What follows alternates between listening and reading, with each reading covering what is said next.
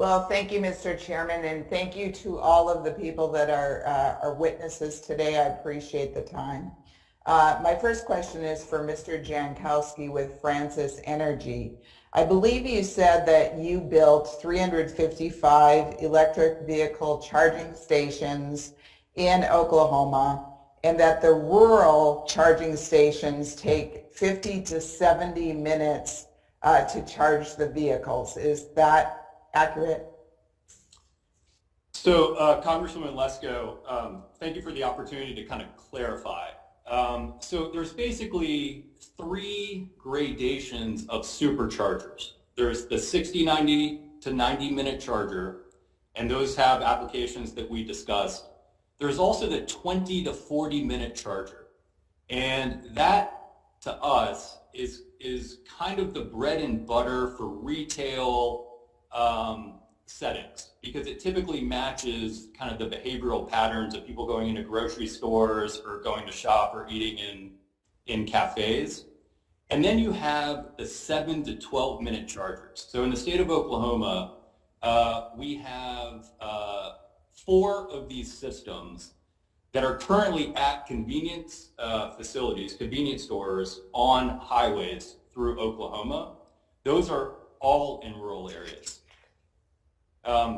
So the build out in the rural communities is going to be a mix of those grades of chargers, just depending on the application and depending on the site. And thank you, Mr. Jankowski. So just to confirm, right now you have 4 of the 355 charging stations are the fast ones, 7 to 9 minutes. And how many are these 20 to 40 minute ones? So of our portfolio, I'd say 49% are the 50 kWs. So those are the slower charging systems, the 60 to 90 minutes that have great applications in certain settings. Of course, another 49% is the 20 to 40 minute charger. Those to us are kind of the bread and butter for public usage, not for cross-country commuting traffic, but for local communities, a 20 to 40 minute charge. And then, of course, 2% roughly are those superchargers, the 400 kW chargers. And the reason for that is they're very expensive.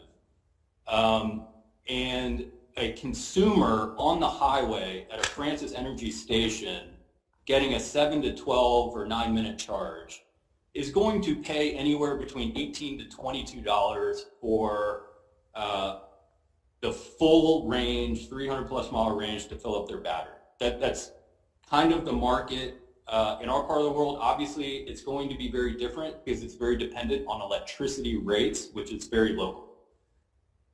And how much would a full charge that costs $18 to $22 to fill up, how far would that car go? So Congresswoman, that is very much dependent not on the charging stations, which can deliver all the power that any car is going to need in America. It's dependent on the battery in the car and the onboard software that controls it. So as an example, a Nissan Leaf today is going to take longer to charge simply because of the battery chemistry, smaller battery in that Nissan Leaf, whereas a larger vehicle with a larger battery will be able to take that charge in 7 to 9 minutes and go 300 plus mile ranges. Okay, thank you. And I'm going to go to Dr. Foss. Dr. Foss, do you think it makes sense for us to shift so fast to electrification of the transportation sector in the goal of reducing emissions when existing electric vehicle battery production in China is powered significantly by coal-fired electric power generation?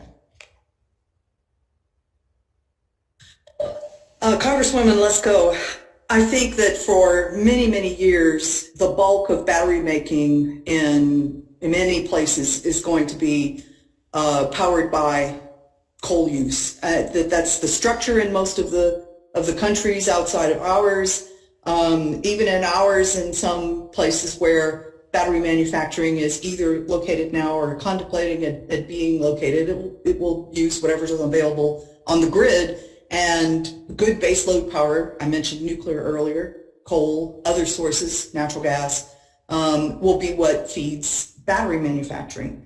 What we're doing is shifting emissions around. I appreciate fully the desire to do things that reduce pollution in urban airsheds and other places. I think what you have to do is weigh that against all of the consequences that are being created elsewhere in the supply chain and value chains. Thank you, and Mr. Chair, I yield back.